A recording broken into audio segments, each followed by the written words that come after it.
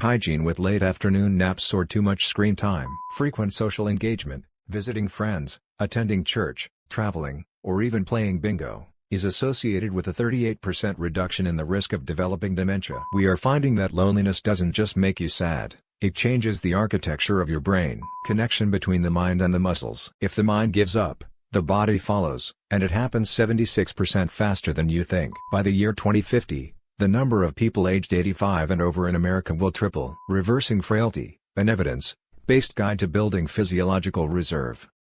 The most dangerous thing about getting older isn't the heart attack you see coming, it's the invisible collapse you don't. For generations, we've been told that becoming weak, tired, and steady on your feet is just the price of a long life. This is a lie. What we call aging is often actually frailty, a medical condition of depleted internal energy that experts now know is not only preventable but reversible. If you believe that a decline into dependency is inevitable, you are operating on a medical map that was torn up 20 years ago. The truth is, your physiological reserve, your body's hidden fuel tank, can be refilled, even after age 80. But if we don't start measuring the right things, the tank will hit empty long before your heart stops beating. We are currently standing at the edge of a silver wave that will reshape the world. By the year 2050, the number of people aged 85 and over in America will triple. Globally, the number of people over 80 will reach 426 million. But as our lifespans stretch, our health spans are struggling to keep up. Most adults over 65 are already juggling at least 2 chronic conditions, a state known as multimorbidity. This documentary uncovers a revolutionary shift in geriatric medicine, the move from a disease-centric model to a person-centered strategy. We aren't just looking for cancer or heart disease anymore. We are looking for functional independence. This is the ability to do what you value, whether that's walking to the store, managing your own bank account, or simply dressing yourself without help. When you lose this, you lose your autonomy. Over the next hour, we will break down the evidence-based pillars of building physiological reserve. We will explore why depression is the single greatest predictor of physical collapse, how a specific protein-exercise synergy can restart aging muscles, and why the very medications meant to save you might be the ones stealing your balance. The rise, the science of the reserve. The stakes couldn't be higher. If we master these pillars, we delay dementia, prevent catastrophic falls, and ensure that the final chapters of life are defined by vitality, not just survival. But the system is complex, and the first step requires us to redefine what it means to be frail. The journey to reversing decline began with a simple question: why does a minor flu kill one 80-year-old while another runs a marathon the following week? The answer lies in physiological reserve, the excess capacity built into our organs and muscles that allows us to withstand stress. When this reserve drops below a certain threshold, you enter a state called frailty. In the late 1990s and early 2000s, key figures like Linda Fried and Kenneth Rockwood pushed the research forward by creating ways to actually measure this invisible state. Dr. Fried introduced the frailty phenotype, which identified 5 specific physical red flags: unintentional weight loss, exhaustion, low physical activity, weak grip strength, and a slow walking speed. If you have 3 of these, you are clinically frail. At the same time, Dr. Rockwood developed the Frailty Index, a deficit count that proved that the more health problems you accumulate, from hearing loss to high blood pressure, the faster your internal battery drains. This research was a game changer because it showed that frailty isn't a single disease, it's a geriatric syndrome caused by the interaction of many small issues. Why did this strategy spread so fast through the medical community?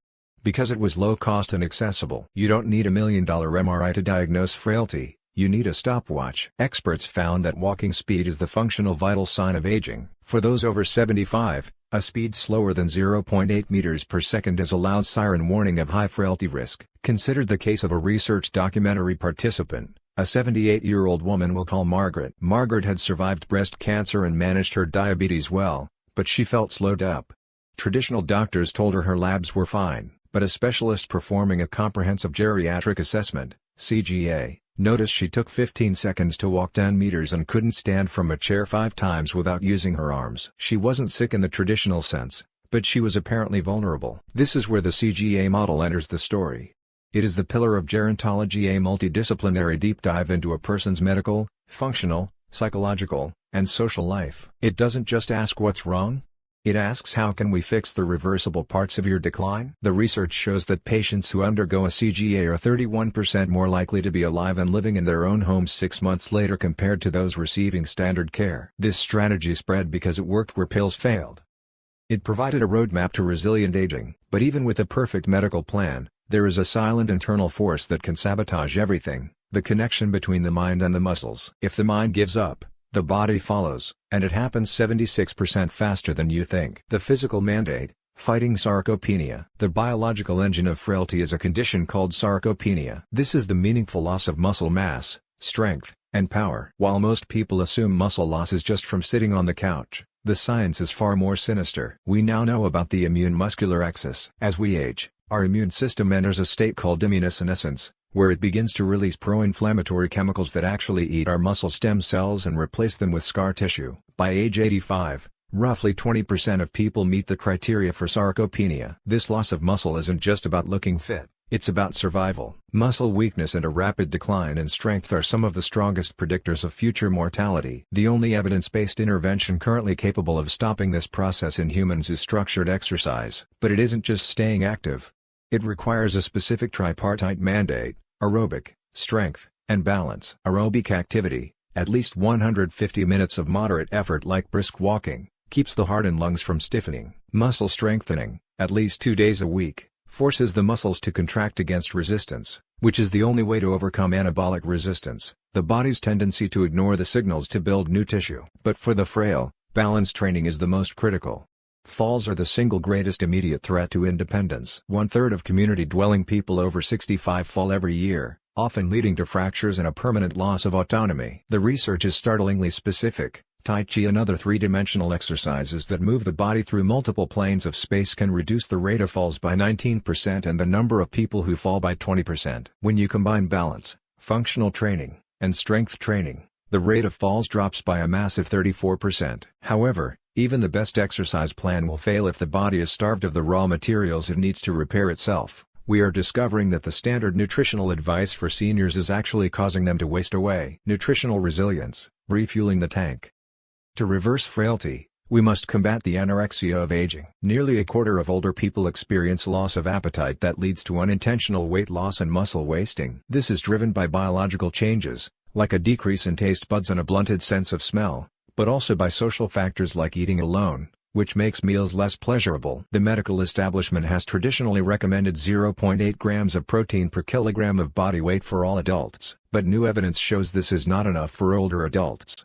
Because of anabolic resistance, your body needs a higher dosage of protein just to maintain the muscle you already have. The new standard for healthy older people is at least 1.0 to 1.2 grams of protein per kilo of body weight daily. If you are already frail or ill, that number jumps to 1.2 to 1.5 grams. This isn't a suggestion, it's a metabolic requirement to counteract the hypermetabolic state of chronic disease. But there's a catch: you can't just eat protein once a day.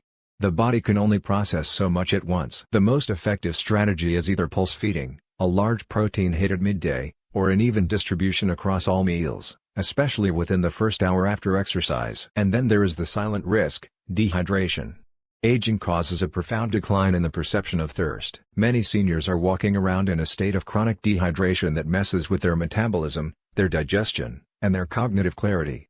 Dehydration is a major risk factor for falls. The recommended intake is higher than most realize: 3.7 liters, about 15 cups, for men, and 2.7 liters, about 11 cups, for women, including fluids from food. Without this fluid, your body cannot absorb the nutrients you're eating, and your internal engine begins to seize up. But what if you're doing the exercise and eating the protein, but your body still feels like it's in a tailspin?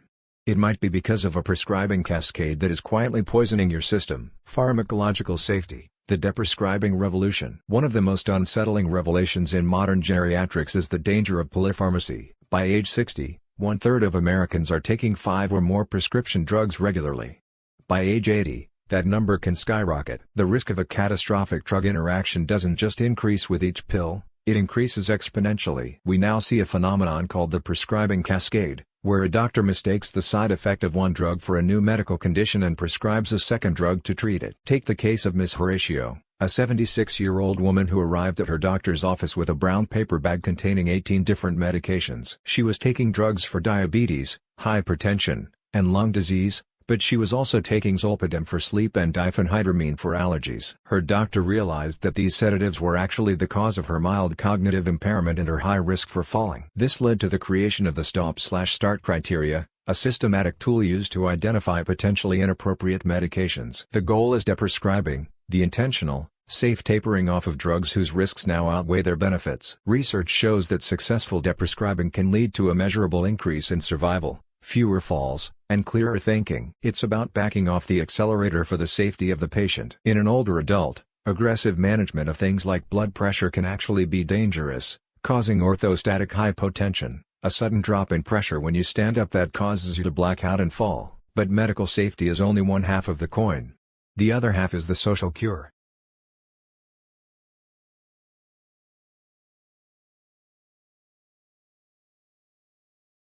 We are finding that loneliness doesn't just make you sad, it changes the architecture of your brain. The social cure, neural resilience. For years, we thought dementia was purely biological, but a landmark study following nearly 2,000 older adults found something shocking. The least socially active participants developed dementia an average of 5 years earlier than their most social peers. Frequent social engagement, visiting friends, attending church, traveling, or even playing bingo, is associated with a 38% reduction in the risk of developing dementia. The mechanism is a use it or lose it principle. Complex interpersonal exchanges challenge the brain to maintain and promote efficient neural networks, making them more resistant to the pathology of Alzheimer's.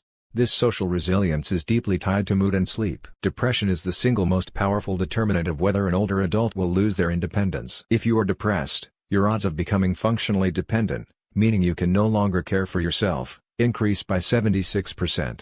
Depression leads to exhaustion, social withdrawal, and a lack of motivation to exercise, which creates a vicious cycle of muscle loss and further isolation. And then there is sleep.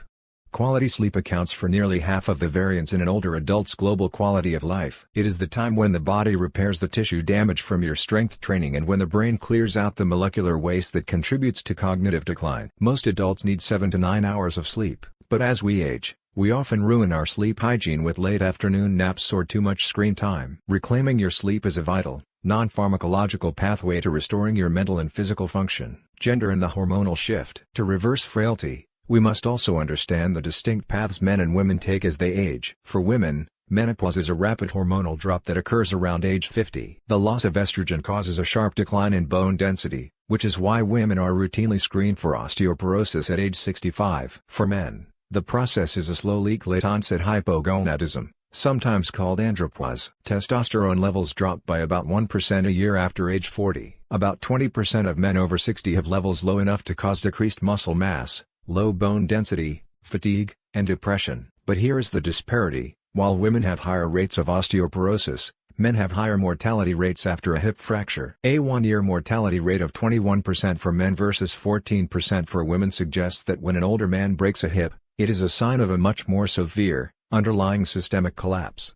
This is why men must start bone density tests no later than age 70. Hormone replacement is an option, but it is not a magic bullet. For women, long-term therapy carries risks of stroke and breast cancer. For men, testosterone can cause existing prostate cancer to grow and worsen sleep apnea. The best medicine remains the synthesis of lifestyle changes, targeted nutrition and multi-component exercise, that naturally support the endocrine system. Conclusion: the integrated roadmap. Successful aging is not the absence of disease, it is the maintenance of function. We have looked at the evidence and the roadmap is clear. To reverse frailty and build your physiological reserve, you must 1. Demand a comprehensive assessment. Don't just settle for a blood test. Ask your provider to measure your walking speed and review your brown bag of medications for inappropriate polypharmacy. 2. Synergize protein and power. Aim for 1.2 to 1.5 grams of protein per kilo of body weight and combine it with balance training like Tai Chi and resistance exercises for your legs and hips. 3. Prioritize the social cure. Treat social engagement as a medical necessity to protect your brain and fight the depression that leads to physical collapse. 4. Protect your sleep. Reclaim your 7 to 9 hours of recovery to allow your body to rebuild the reserves you've spent during the day. We reply to every comment because your story matters. And if this video helped you, write pointing finger emoji, hit the like button, it helps other seniors discover it. Write pointing finger emoji, subscribe, we post new senior health transformations every day. Write pointing finger emoji, share this video with someone you want to grow old strong with. Thank you for watching. Your new chapter of strength begins now.